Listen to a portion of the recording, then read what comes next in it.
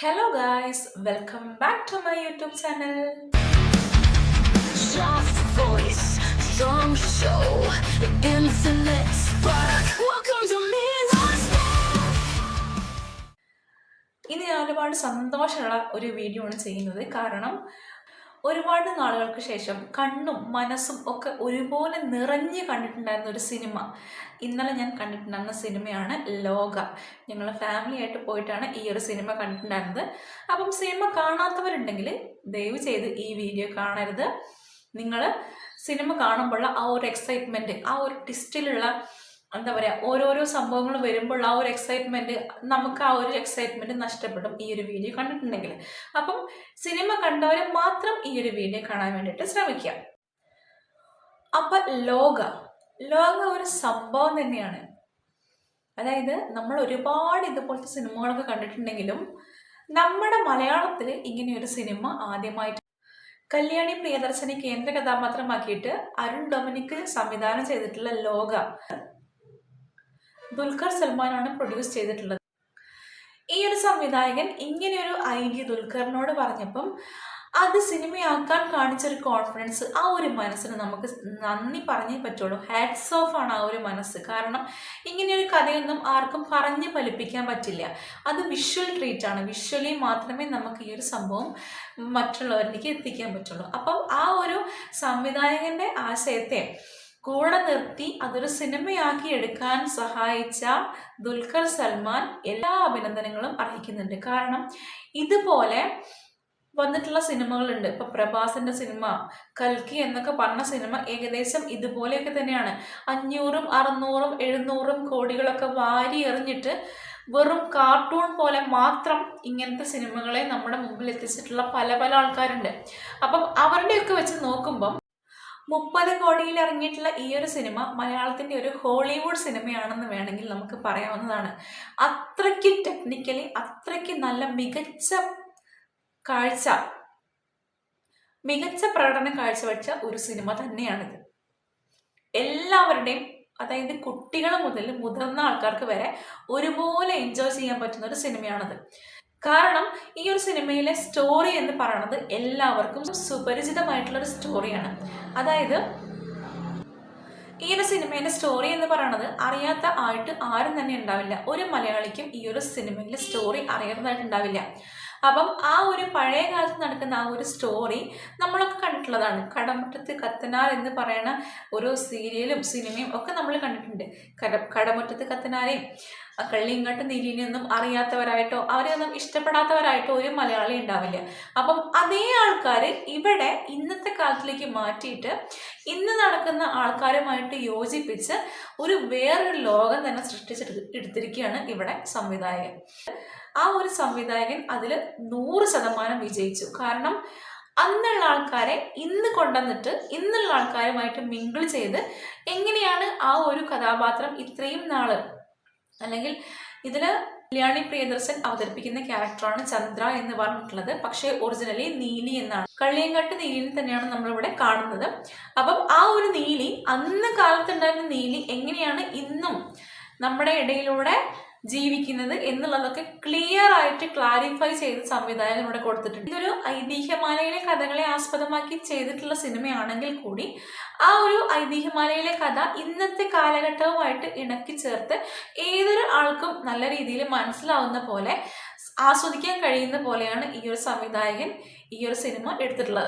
അതിമനോഹരമായിട്ടുള്ള technical പെർഫെക്ഷനോട് കൂടിയിട്ടാണ് ഈ ഒരു സിനിമ എടുത്തിട്ടുള്ളത്. സിനിമ തുടങ്ങിക്കഴിഞ്ഞാൽ നമുക്ക് മ്യൂസിക് ആയിക്കോട്ടെ, സിനിമാറ്റോഗ്രഫി ആയിക്കോട്ടെ, നമുക്ക് സ്ക്രീനിൽ നിന്ന് കണ്ണെടുക്കാൻ തോന്നില്ല. അതുപോലെ നമ്മുടെ ഓരോ സീനും നമ്മളെ പിടിച്ചിരുത്തും. അതുപോലെയാണ് ഇവിടെ സംവിധായകൻ ഈ ഒരു സിനിമ ഇവിടെ എടുത്തു വച്ചിരിക്കുന്നത്. അപ്പം എന്തുകൊണ്ടും മലയാളത്തിലെ ബെസ്റ്റ് സിനിമകളിൽ ഒന്ന് തന്നെയാണിത്. കാരണം ഒരാൾക്കും ഇത് എൻജോയ് ചെയ്യാതിരിക്കാൻ പറ്റില്ല. അപ്പം നമ്മളിങ്ങനെ വാമ്പയർ അല്ലെങ്കിൽ യക്ഷി എന്നൊക്കെ കേൾക്കുമ്പോൾ എങ്ങനെയായിരിക്കും ഒരു നമ്മുടെ ആ പഴയ കാലത്തുള്ള ഒരു എന്താ പറയുക, ഇവരെയൊക്കെ വിഷ്വലൈസ് ചെയ്യുന്ന ആ രീതികളിൽ നിന്നും മൊത്തമായിട്ട് മാറിയിട്ട് നല്ല രീതിയിൽ, അന്ന് യക്ഷിയിൽ നമ്മൾ കണ്ടിട്ടുള്ളത് എന്താണ്, എല്ലാവരെയും ചോര കുടിച്ച് കൊല്ലുന്ന ഒരു യക്ഷി. പക്ഷെ ഇവിടെ യക്ഷീൻ്റെ വേറൊരു വേർഷനാണ് കാണിക്കുന്നത്. നല്ല രീതിയിൽ നിൽക്കുന്ന ആൾക്കാരെ ഒന്നും ചെയ്യില്ല, പക്ഷെ സമൂഹത്തിന് ദോഷമായിട്ട് നിൽക്കുന്ന, സമൂഹത്തിന് വേണ്ടാത്തവരെ എന്തായാലും ഈ ഒരു യക്ഷി കൊന്നിരിക്കും എന്നുള്ള രീതിയിലാണ് കാണിക്കുന്നത്. അപ്പം ലോക എന്ന് പറയുന്നത് അവരുടെ ഒരു എന്താ പറയുക, ഇതൊരു സിനിമയിൽ ഒരുപാട് കാര്യങ്ങൾ അവർ പറയുന്നുണ്ട്, ഒരുപാട് കാര്യങ്ങൾ. അപ്പം ചന്ദ്ര എന്ന് പറയുന്ന ഈ ഒരു ഫസ്റ്റ് വേർഷൻ നമുക്ക് ജസ്റ്റ് നീലിൻ്റെ കഥ മാത്രമാണ് കാണിക്കുന്നത്. അതിൽ ഒരുപാട് ക്യാരക്ടേഴ്സ്, ഒരുപാട് ക്യാമിയോ റോൾസ് വരുന്നുണ്ട്. അപ്പം അവരുടെയൊക്കെ ഫുള്ളായിട്ടുള്ള ഡീറ്റെയിൽസും കാര്യങ്ങളൊക്കെ അടുത്ത പാർട്ടിലായിരിക്കും കാണിക്കുന്നത്. അപ്പോൾ ഫസ്റ്റ് പാർട്ട് കണ്ടിട്ടുള്ള ഏതൊരാളും ഇതിൻ്റെ അടുത്ത പാർട്ടിന് വേണ്ടിയിട്ട് വെയിറ്റ് ചെയ്തിരിക്കും. നീലി എന്ന കഥാപാത്രത്തിൻ്റെ ചെറുപ്പം അഭിനയിക്കുന്ന ഒരു കൊച്ചു കുട്ടിയുണ്ട്. ഒരു 8-9 വയസ്സ് മാത്രം പ്രായമുള്ള ഒരു കുട്ടി. നല്ല ഭംഗിയായിട്ട് ഫൈറ്റ് സീനൊക്കെ അഭിനയിച്ചിട്ടുണ്ട്. നല്ല ഭംഗിയായിട്ട് ആരെ പിടിച്ചിരുത്തുന്ന പോലെ ആ കുട്ടി അഭിനയിച്ചിട്ടുണ്ട്. ആ കുട്ടി എന്ന് മാത്രമല്ല, എല്ലാവരുടെയും അഭിനയവും കല്യാണിയുടെ മാക്സിമം അഭിനയിച്ചിട്ടുണ്ട്. നസ്ലിൻ്റെ കോമഡി നമ്മളെ ചിരിപ്പിക്കും എന്ന് വെച്ച് ഒരുപാട് കോമഡി ഇങ്ങോട്ട് ഓവറായിട്ടുള്ള എന്നല്ല, സന്ദർഭത്തിന് യോജിച്ച കോമഡികൾ ഒരുപാടുണ്ട്. അത് നമ്മളെ ചിരിപ്പിക്കുകയും ചെയ്യും. പിന്നെ കുട്ടികൾക്കൊക്കെ ഭയങ്കരമായിട്ട് ഇഷ്ടമാവും. കാരണം ഈ ഒരു യക്ഷീൻ്റെ പല്ലൊക്കെ വന്നിട്ടുള്ള ആ ഒരു സീനൊക്കെ കാണുമ്പം കുട്ടികളെ, എൻ്റെ മോളൊക്കെ നന്നായിട്ട് എൻജോയ് ചെയ്തിരുന്നു. അപ്പം അതുപോലെ ഈ ഒരു മറ്റ് ലാംഗ്വേജിലുള്ള ആൾക്കാർ, ഇപ്പം തമിഴായിക്കോട്ടെ, തെലുങ്കായിക്കോട്ടെ, ഹിന്ദി ആയിക്കോട്ടെ, എല്ലാ ലാംഗ്വേജിലും ഇതുപോലത്തെ സിനിമകളൊക്കെ അവർ ട്രൈ ചെയ്യാറുണ്ട്. ഫാൻറ്റസി ആയിട്ട് വരുന്ന സിനിമകളൊക്കെ ട്രൈ ചെയ്യാറുണ്ട്. പക്ഷെ അതൊന്നും ഫുള്ളായിട്ട് അങ്ങോട്ട് 100% ആയിട്ട് ആൾക്കാർ ഏറ്റെടുക്കാറില്ല, പ്രേക്ഷകർ ഏറ്റെടുക്കാറില്ല. കാരണം ഈ ഒരു 500, 600, 700 കോടിയൊക്കെ എടുക്കുന്നത് സിനിമ എടുക്കാൻ വേണ്ടിയിട്ടല്ല, അവരെല്ലാം ആർട്ടിസ്റ്റിന് വേണ്ടിയിട്ടാണ് ഈ ഒരു കോടികളൊക്കെ ഇറക്കുന്നത്. ഈ ഒരു മലയാളം വിട്ട് കഴിഞ്ഞിട്ടുണ്ടെങ്കിൽ ഏതൊരു ഇൻഡസ്ട്രിയിലും ആർട്ടിസ്റ്റ് എന്ന് പറഞ്ഞാൽ തീ പിടിച്ച പൊള്ളുന്ന വിലയാണ്. ആർട്ടിസ്റ്റിന് കോടികൾ കൊടുത്തു കഴിഞ്ഞിട്ട് പിന്നെ സിനിമ എടുക്കാൻ അവിടെ ഉണ്ടാവില്ല. അപ്പം അങ്ങനെയുള്ള ആൾക്കാരൊക്കെ ഈ ഒരു സിനിമയെ കാണണം. കാരണം വെറും 30 കോടിയിലെടുത്ത ഈ ഒരു സിനിമ ഒരു 100 കോടീൻ്റെ സംഭവം ഉണ്ട് കാണാനായിട്ട്, അത് ഉറപ്പായിട്ട് പറയാം. അപ്പം നിങ്ങൾക്ക് കണ്ടുപഠിക്കണം, ഇതുപോലെ വേണം സിനിമ എടുക്കാനായിട്ട്. അല്ലാതെ ഈ ഒരു 500 കോടിയൊക്കെ ഇറക്കിയിട്ട് അതിൽ 450 കോടി അല്ലെങ്കിൽ 400 കോടിയും കൊണ്ട് ആർട്ടിസ്റ്റിന് കൊടുത്തിട്ട് ബാക്കിയും കൊണ്ട് എടുത്തിട്ട് വല്ല കാര്യമുണ്ടോ? നമുക്ക് ആൾക്കാർക്ക് കാണുകയല്ലേ വേണ്ടത്, മനസ്സ് നിറഞ്ഞ് കാണുകയല്ലേ വേണ്ടത്. ആ ഒരു സംഭവം ഇതിൽ വന്നിട്ടുണ്ട്.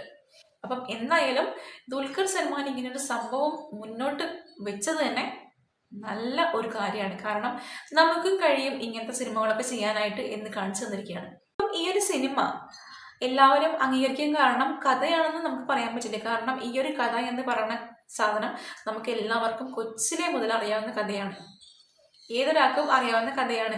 പക്ഷേ അവരതെങ്ങനെ എടുത്തു, അവരുടെ ആ ഒരു മേക്കിംഗ് സ്റ്റൈല്, സിനിമാട്ടോഗ്രാഫി, അതാണ് ആൾക്കാരെ പിടിച്ചിരുത്തുന്നത്. സിനിമാട്ടോഗ്രാഫിയും മ്യൂസിക്കും ഇത് രണ്ടുമാണ് ആൾക്കാരെ പിടിച്ചിരുത്തുന്നത്. അപ്പം നിങ്ങൾ എത്രയും പെട്ടെന്ന് കാണാത്തവരുണ്ടെങ്കിൽ ബുക്ക് ചെയ്യുക, കാണുക. ഉറപ്പായിട്ടും നിങ്ങൾക്ക് എൻജോയ് ചെയ്യാൻ പറ്റും. എൻ്റെ ചാനലിൽ ആദ്യമായിട്ടാണ് വീഡിയോസ് കാണുന്ന ആൾക്കാരുണ്ടെങ്കിൽ എൻ്റെ ചാനലൊന്ന് കയറി നോക്കിയിട്ട് നിങ്ങൾക്ക് വീഡിയോസൊക്കെ ഇഷ്ടപ്പെടുകയാണെങ്കിൽ ചാനലൊന്ന് സബ്സ്ക്രൈബ് ചെയ്യാനും, ലൈക്ക് ചെയ്യാനും, ഷെയർ ചെയ്യാനും, കമൻറ്റ് ചെയ്യാനും, സപ്പോർട്ട് ചെയ്യാനും മറക്കരുത്. അപ്പോൾ പുതിയൊരു വീഡിയോ ആയിട്ട് വരുന്നവരേക്കും ബൈ.